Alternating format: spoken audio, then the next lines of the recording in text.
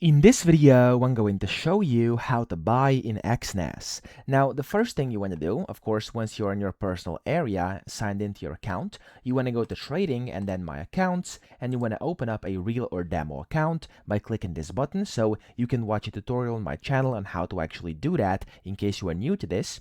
And then you want to click on the Trade button next to one of your accounts and select Exness Terminal over here to actually trade in there. And this is where we're going to be able to actually buy inside Exness. So inside their web trading terminal here, you first have to select the instrument you'd like to buy. So for example, I'm going to search for Ethereum. There we go. Ethereum is going to pop up, and here on the right, you can select if you want regular or one-click trading.